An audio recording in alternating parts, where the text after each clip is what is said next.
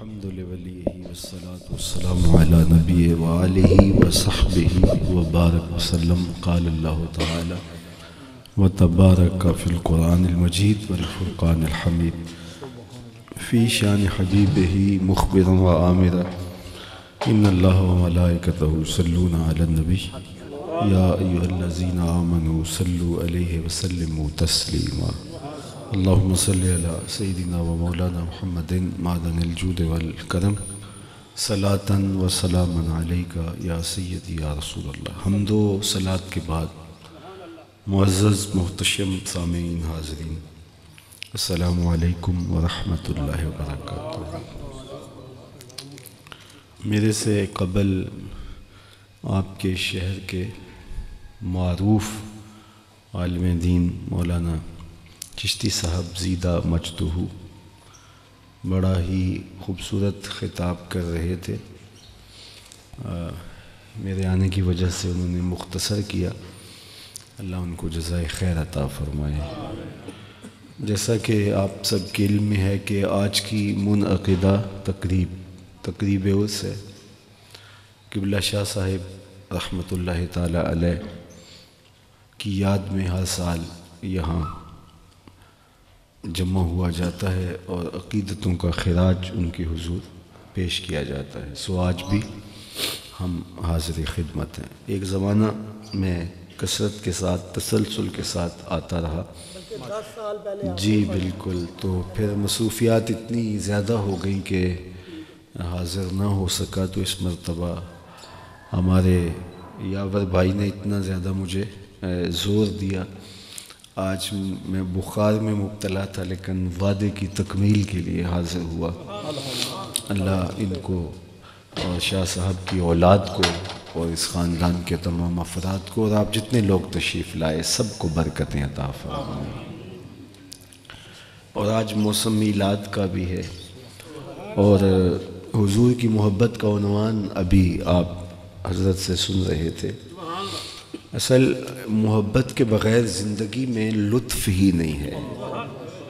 اور وہ زندگی کسی شے کی بھی ہو، انسان تو پیدا ہی محبت کے لیے کیا گیا ہے، لیکن جانوروں کے کلیجے بھی محبت سے خالی نہیں رکھے گئے. اقبال نے تو کہا تھا کہ شیشہ دہر میں مانند مے ناب ہے عشق، روح خورشید ہے خون رگ ماہتاب ہے عشق، دل ہر ذرہ میں پوشیدہ کسک ہے اس کی، نور یہ وہ ہے کہ ہر شے میں جھلک ہے اس کی.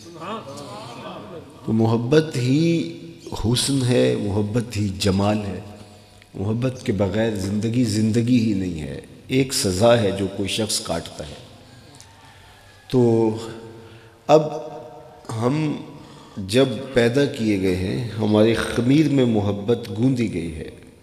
بلکہ اقبال نے ایک نظم لکھی جس کا عنوان ہی محبت ہے، اور انہوں نے وہاں بتایا کہ یہ محبت آئی کہاں سے. نظم تو بہت لمبی ہے. عروس شب کی زلفیں تھیں ابھی نا آشنا خم سے، ستارے آسماں کے بے خبر تھے لذت رم سے، قمر اپنے لباس نو میں بیگانہ سا لگتا تھا، نہ تھا واقف ابھی گردش کے آئینے مسلم سے. سنا ہے عرش کے پائپ پہ لکھا تھا ایک اکسیر کا نسخہ، چھپاتے تھے فرشتے جس کو چشم روح آدم سے، نگاہیں طاق میں رہتی تھی لیکن کیمیا گھر کی، وہ اس نسخے کو بھر کے جانتا تھا اسم اعظم سے، بڑا تسبیح خوانی کے بہانے عرش کی جانب، تمنا دلی بھر آئی آخر سائے پیہم سے، پھر آیا فکر اجزا نے اسے میدان امکان میں، چھپے گی کیا کوئی شے بارگاہ حق کے محرم سے. اب ذرا اجزا دیکھیے. چمک بجلی سے مانگی، چاند سے داغ جگر مانگا، حرارت لی نفس ہائے مسیح ابن مریم سے، ربوبیت سے پھر تھوڑی سی شان بے نیازی لی، ملک سے عاجزی افتادگی تقدیر شبنم سے، پھر ان اجزاء کو گھولا چشمہ حیوان کے پانی میں، مرکب نے محبت نام پایا عرش اعظم سے، محوس نے یہ پانی پھر ہستی نوخیز پر چھڑکا، گرا کھولی ہنر کی گویا اس نے کار عالم سے، ہوئی جنبش ایاں ذروں نے لطف خواب کو چھوڑا، ہوئی جنبش ایاں ذروں نے لطف خواب کو چھوڑا، گلے ملنے لگے اٹھ اٹھ کے اپنے اپنے ہمدم سے، خرام ناز پایا آفتابوں نے ستاروں نے، چٹخ غنچوں نے پائی داغ پائے لالا زار۔ تو اس دنیا کی بنیاد ہی محبت ہے۔ کنت کنزا مخفیا فاحببت ان اعرف، وہ خود فرماتا ہے میں تو ایک پوشیدہ خزانہ تھا، مجھے کوئی جانتا بھی نہیں تھا۔ فاحببت ان اعرف، پھر میں نے خود ہی چاہا کہ میں پہچانا جاؤں۔ لوگوں کی پیشانیوں میں سجدے تڑپیں، کوئی رت جگہ کاٹے، کوئی سحری کے وقت اٹھ کے سسکیاں بھرے، کوئی جنگلوں کی خاک چھانے، کوئی میری طلب میں سرگرداں ہو، کوئی بال کھولے دیوانہ گلیوں میں گھومتا پھرے میری طلب میں۔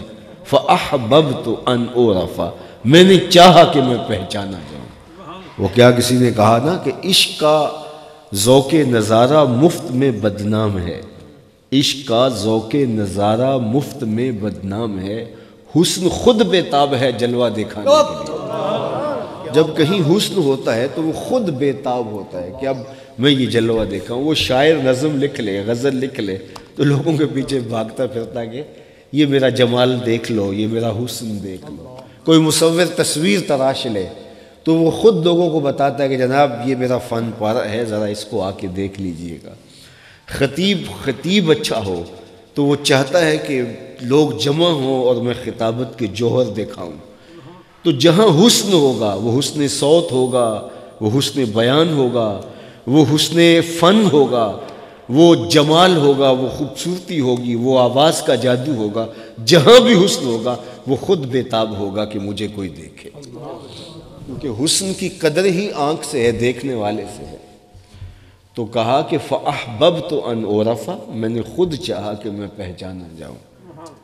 وہ حسن مطلق، وہ جلوہ ہائے نور مستور تھے پردوں میں، کوئی تھا ہی نہیں تو دیکھتا کیسے، کوئی تھا ہی نہیں تو کسی کو عشق کیسے ہوتا، محبت کیسے ہوتی۔ پھر اس نے خود چاہا فاحببت ان اعرف فخلقت الخلق، تو کہا کہ پھر میں نے مخلوق پیدا کر دی، اور اس مخلوق میں پہلا تعین ذات رسالت مآب صلی اللہ علیہ وسلم، پہلا تعین، پہلا تشخص، پہلا وجود، اللہ کی تجلیات کا پہلا مورد جناب رسالت مآب صلی اللہ علیہ وسلم۔ پھر ان کے نور کے فیضان سے پوری کائنات تخلیق کی گئی۔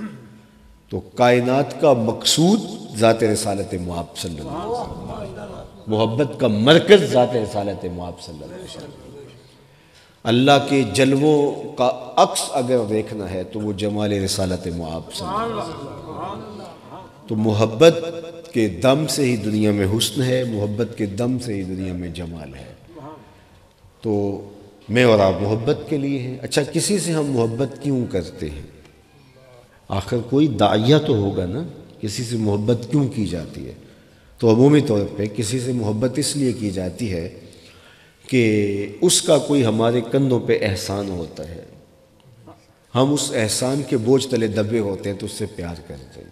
یہ انسانی فطرت ہے کہ یار اس نے اوکھے ویلے میری مدد کی تھی، میں پھنس گیا تھا، یا سخت ٹھٹھرتا سردی کا ماحول ہو اور وجود کانپ رہا ہو اور کوئی شخص آپ کو کھڑا کر کے گرم دودھ پلا دے تو ساری زندگی وہی نہیں بھولتا۔ کوئی نسلی شخص ہو صحیح، تو خاندانی شخص کبھی احسان فراموش نہیں ہوتا۔ تو کوئی احسان ہمارے کندھوں پہ ہو تو ہم پھر اس کے بدلے میں محبت کرتے ہیں، یہ ایک داعیہ ہے محبت کا۔ اچھا، اگر اس لیے پیار کیا جاتا ہے کہ اس کے احسانات ہمارے کندھوں پہ ہیں تو بتاؤ کائنات میں اتنے احسانات کسی کے ہو سکتے ہیں جتنے آمنہ کے لال کے؟ ہم اپنے وجود اور تشخص میں بھی ان کے محتاج ٹھہرے۔ اچھا، کسی سے محبت اس لیے بھی کی جاتی ہے کہ اس سے کوئی مستقبل میں غرض وابستہ ہوتی ہے۔ لوگ اچھے لوگوں سے تعلق قائم کر کے رکھتے ہیں کہ کبھی کام آ جائے گا، تعلق کسی بھیڑ میں، کسی اوکھے ویلے میں کام آ جائے گا۔ مقتدر شخصیات سے لوگ تعلقات رکھتے ہیں، اور علماء سے لوگ تعلقات قائم رکھتے ہیں، صالحین سے تعلقات رکھتے ہیں، دنیاوی اعتبار سے دنیاوی ضرورتوں کے لیے لوگ تعلق رکھتے ہیں۔ تو کسی سے اس لیے پیار کیا جاتا ہے کہ اس سے کوئی کام پڑ سکتا ہے، کوئی اوکھے ویلے وہ کام آ جائے گا۔ اگر یہ داعیہ ہے محبت کا تو بتاؤ نزع سے اوکھا ویلا کوئی ہو سکتا ہے؟ حشر سے کوئی اوکھا ویلا ہو سکتا ہے، اس وقت کام آئے گا تو آمینہ کا لال ہی کام آئے گا۔ کتاب کا نام ہے بشر القیب بلقاء الحبیب، امام سیوطی کی۔ ویسے الاصابہ میں بھی یہ واقعہ، الاصابہ فی تمییز صحابہ میں بھی ہے کہ ایک انصاری صحابی کے گھر حضور تشریف فرما تھے، وہ بیمار تھے اور آخری وقت تھا، اور ان کی ماں حضور کو بلا کر کے گھر لے گئی کہ میرا بیٹا بیمار ہے، نزع کا عالم طاری ہے۔ تو حضور جا کے اس کے سرہانے کھڑے ہو گئے۔ اسرائیل قبض روح کے لیے آتے ہیں تو وہ پینتی کی جانب سے پہلے ناخنوں سے روح قبض کرتے ہیں اور پھر اوپر تک آتے ہیں۔ تو قبض روح کے لیے جب اسرائیل علیہ السلام بھی آ کھڑے ہوئے تھے تو حضور نے فرمایا ارفق یا اسرائیل بصاحبی ھذا، اے اسرائیل نرمی کرنا، یہ میرا غلام ہے، اس پہ نرمی کرنا، یہ میرا غلام ہے۔ تو اسرائیل نے جو جواب دیا وہ سنیے، آپ کی آنکھیں ٹھنڈی ہو جائیں گی، آپ کی روح وجد کرے گی۔ جبرائیل نے کہا کر عینک، آپ کی آنکھیں ٹھنڈی ہوں حضور، آپ کا کلیجہ ٹھنڈا ہو جائے، اس غلام کے ساتھ ہی نہیں آپ کے ہر غلام کے ساتھ نرمی کروں گا۔ تو یہ حضور کے صدقے ہوا نا۔ حشر کے دن کون کام آئے گا؟ آمینہ کا لال ہی کام آئے گا۔ وہاں تو ماں چھوڑ جائے گی بیٹے کو، یوم یفر المرء من اخیہ و امہ و ابیہ، باپ چھوڑ دے گا، بھائی چھوڑ دے گا، ماں چھوڑ دے گی، بیوی چھوڑ دے گی۔ کیسا خوفناک نفسی کا عالم ہوگا۔ لیکن جب ماں چھوڑ دے گی اپنے جائے کو، اس وقت سینے سے آمنہ کے لال لگائیں گے۔ تو اس لیے ان سے پیار کیا جائے۔ اچھا بات لمبی نہ ہو، کسی سے محبت کرنے کا سب سے بڑا داعیہ کیا ہوتا ہے؟ حسن، جمال، خوبصورت، فلاں سونا بہت ہے تو اس سے دل کا لگاؤ پیدا ہو جاتا ہے۔ تو عمومی طور پہ عام یہی دیکھا گیا ہے کہ محبت کا جو سب سے بڑا داعیہ ہے، جس کی وجہ سے الفت کا رشتہ ربط قائم ہوتا ہے، وہ حسن ہے، جمال ہے۔ اچھا یہ قرار دے دیتے ہیں کہ سب سے بڑا داعیہ محبت کا، پیار کی نشأت کا، الفت کی نہضت کا وہ جمال ہے، خوبصورتی ہے۔ چلو یہ مان لیا اور حقیقت بھی ہے۔ تو جب کسی سے اس لیے پیار کیا جاتا ہے کہ وہ سونا بہت ہے، تو پھر زمانے میں کوئی آمنہ کے لال جیسا سونا لاؤ تو پھر پیار تو نہیں سے کیا جائے نا جو سب سے سونا ہے۔ مکھ چند بدر شاہ شانی، متھے چمک دی لاٹ نورانی، کالی زلف تے آنکھ مستانی، مخمور رکھی ہند مد بھری۔ نعرہ تکبیر، کوئی ایسا جمال نعرہ رسالت، نعرہ رسالت، مسلک حق اہل سنت و جماعت۔ حضرت ابو ہریرہ بولے قل قمر لیلۃ البدر لم ارا قبلہ ولا بعدہ مثلہ۔ کیا پوچھتے ہو؟ 14ویں رات کے چمکتے ہوئے چاند کی طرح تھے حضور۔ پھر کہا نہیں نہیں نہیں نہیں، حضور جیسا نہ پہلے دیکھا نہ بعد میں دیکھا۔ حسان بن ثابت پاس ہی کھڑے تھے، کہا دیکھتے کیسے؟ کسی ماں نے جنم دیا ہوتا تو دیکھتے۔ خدا نے وہ سچائی پن چھڑیا جدے وچ محمد نو ٹالیا سی۔ حسینہ جمیلاں دا منہ موڑ دیتا، محمد بنا کے قلم توڑ دیتا۔ یہ جو خاکے تراش رہے ہیں صاحب، خاکے تو خاکیوں کے ہوتے، جو پیکر نور ہو اس کے خاکے کون تراش سکتا ہے؟ اس کا تو سایہ بھی نہیں تھا، جس کا سایہ نہیں اس کا ثانی کہاں سے ڈھونڈا؟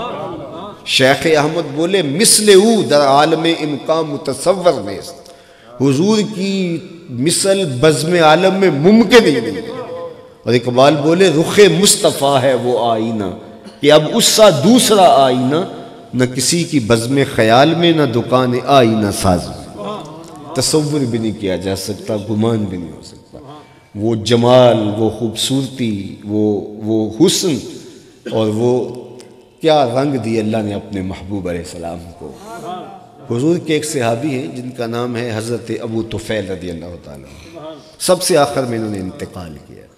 110 ہجری میں ان کا انتقال ہوا ہے۔ حضور کا وصال ہوا ہے سن 11 ہجری کے آغاز میں، اوائل میں، اور ان کا سن 110 ہجری میں، تو گویا حضور کے وصال کے تقریباً 100 سال بعد یہ بقید حیات رہے۔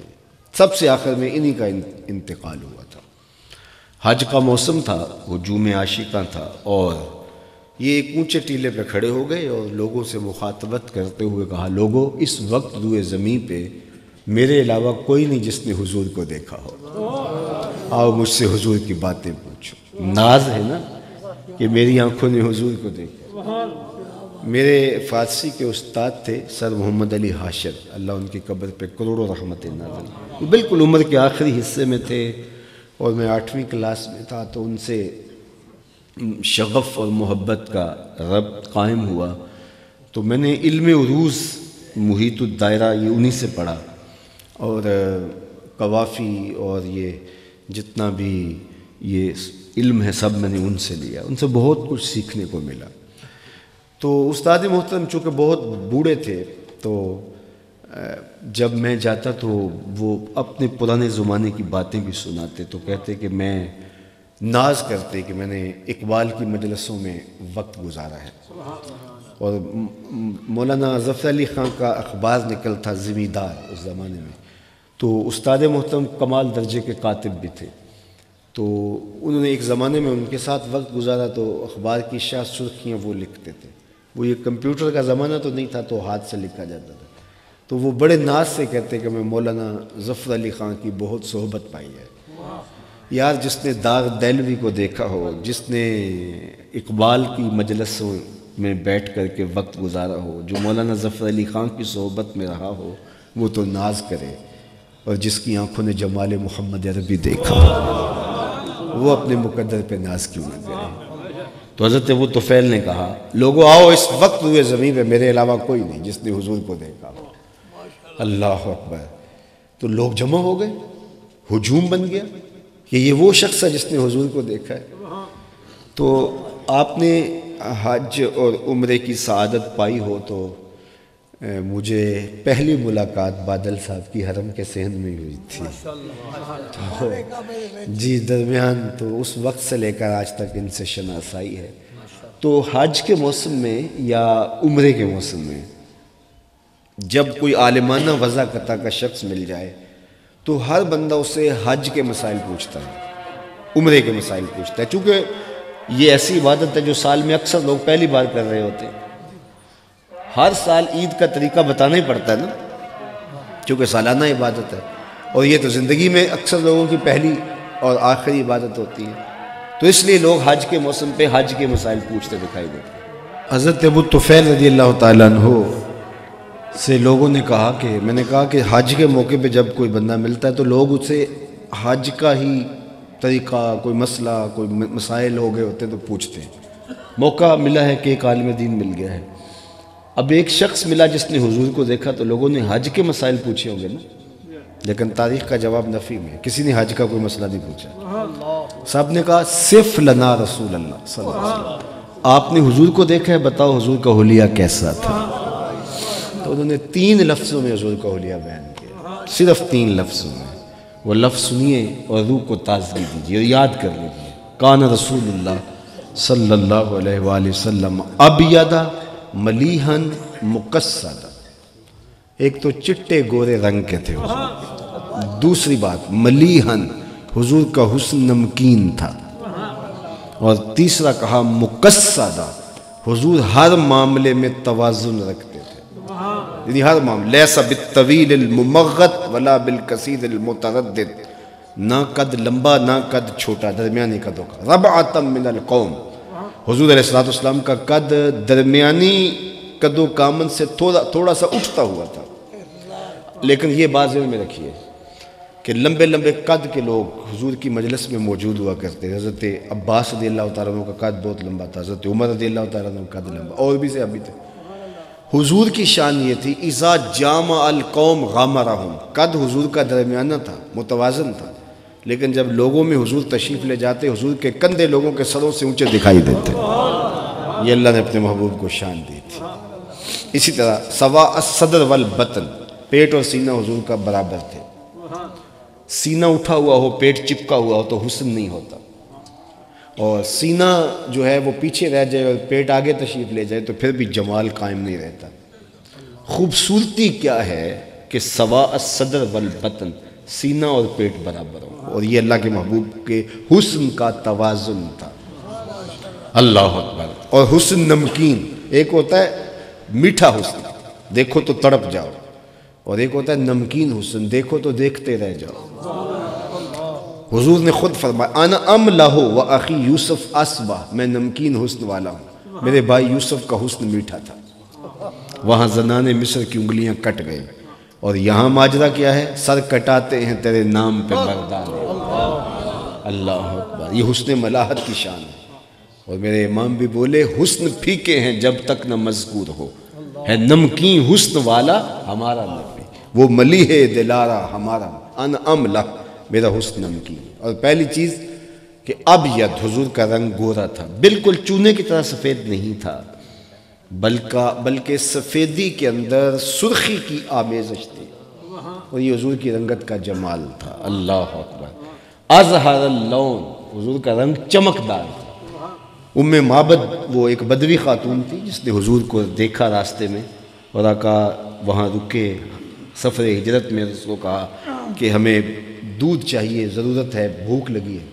تو اس نے کہا کہ ہمارے پاس تو کچھ بھی نہیں آپ کو پیش کرنے کے لیے، تو بکری بندھی ہوئی تھی، کہا اگر کہو تو اس کا دودھ دھو لے۔ اس نے کہا یہ اگر چلنے کے قابل ہوتی تو ریوڑ کے ساتھ نہ جاتی، اس کی تو ہڈیوں میں گودا بھی نہیں ہے، فرمایا تم اجازت دو تو ہم اس کا دودھ دھو سکتے ہیں۔ تو اس نے کہا مجھے کیا اعتراض ہو سکتا ہے؟ تو حضرت ابوبکر صدیق آگے بڑھے اور بکری کو کھول کے حضور کے سامنے کیا۔ آقا نے دستے برکت اس کی پشت پہ رکھا، اس نے جھرجھری لی اور اس کی کھیری میں دودھ اترایا۔ تو خیر برکت ہو گئی، وہ لمبی کہانی ہے۔ تو واپس جب ابو معبد گھر آیا تو اس نے گھر کی رونق بدلی ہوئی دیکھی، ظاہر ہے وہاں سے حضور گزر کے گئے تھے۔ چند لمحوں کے لیے ٹھہرے تھے تم جس پیڑ کے نیچے، نشور وحدی کا لہجہ یہاں دیکھیے، چند لمحوں کے لیے ٹھہرے تھے تم جس پیڑ کے نیچے، سنا ہے آج تک اس پیڑ کا سایہ مہکتا ہے، سنا ہے آج تک اس پیڑ کا سایہ مہکتا ہے۔ تو ابو معبد آیا، اس نے کہا روشنی، خوشبو، رونق، تازگی کیسی؟ تو اس نے کہا کہ رجل مبارک آیا تھا، نام تو حضور کا پوچھنے سے یاد نہیں رہا، تو کہا ایک مبارک شخص آیا تھا، یہ برکتیں ساری اس کی ہیں۔ تو ابو معبد پوچھتا ہے وہ مبارک کیسا تھا؟ تو معبد نے جو حضور کا حلیہ بیان کیا وہ ایک لمبی حدیث ہے، تو اس میں جو میں اپنے اس عنوان کے لفظ آپ کے سامنے رکھ رہا ہوں، اس نے کہا رأیت رجلا ظاہر الوضاح، میں نے ایک ایسا شخص دیکھا جس کا چہرہ چمک رہا تھا۔ اللہ اکبر، خوبصورت چہرہ، رنگ اس کا نکھرا ہوا، اللہ اکبر، آنکھیں اس کی کشادہ اور روشن اور پر نور، کیا خوبصورت جمال اللہ نے اپنے محبوب کو دیا۔ زمانے میں ایسا کوئی نہیں آیا جیسے آمنہ کے لال آئے، لکھاں آئے نبی زمانے تے محبوب خدا جیا کوئی نہیں، لکھاں آئے نبی زمانے تے محبوب خدا جیا، لکھاں سونے بن بن بیندے نے او دی خاکے پا جیا کوئی نہیں۔ وہ جمال دیا، وہ حسن دیا۔ اگر کسی سے اس لیے پیار کیا جائے کہ وہ سونا بڑا ہے تو پھر آؤ نا آمنہ کے لال سے پیار کرو، جن کے دامن سے حسن پھوٹتا ہے۔ قتادہ بن ملحان رضی اللہ تعالی عنہ حضور کی خدمت میں آئے تو حضور نے اپنے ہاتھ ان کے چہرے پہ پھیر دیے۔ حضرت قتادہ بن ملحان کا چہرہ اتنا روشن ہو گیا تھا کہ جس طرح آئینے سے عکس نظر آتا ہے اس طرح ان کے چہرے سے عکس دکھائی دیتا۔ ایک تابعی ہیں، وہ کہتے ہیں جب قتادہ بن ملحان کا آخری وقت آیا تو میں ان کا حال پوچھنے ان کے گھر گیا، اور یہ چارپائی پہ لیٹے تھے۔ خیر مجھے دیکھ کر کے اہل خانہ اس کو بٹھا دیا، پیچھے تکیہ دے دیا، اور میں پائنتی کی جانب بیٹھا تھا، اور میں ان کے چہرے کی چمک کو دیکھے جا رہا تھا۔ تو گھر کے صحن سے کوئی بندہ گزرا اور میری پشت کی طرف سے گزرا، فَأَبْصَرْتُهُ فِي وَجْهِ قتادہ، میں نے گزرنے والے کے چہرے کو حضرت قتادہ کے چہرے کے اندر دیکھا، اتنا چہرہ روشن ہو گیا تھا۔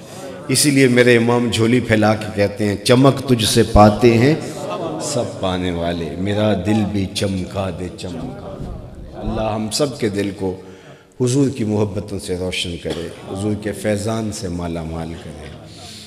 نماز عصر کا وقت بھی ہو گیا اور مجلس بھی اختتام کو پہنچی اور میری بھی ڈیوٹی پوری ہو گئی۔ آپ کی مجلس رحمت جاری رہے گی، ابھی کچھ حصے اس کے باقی ہوں گے۔ میں صرف اپنی حد تک اجازت چاہوں گا۔ السلام علیکم ورحمۃ اللہ۔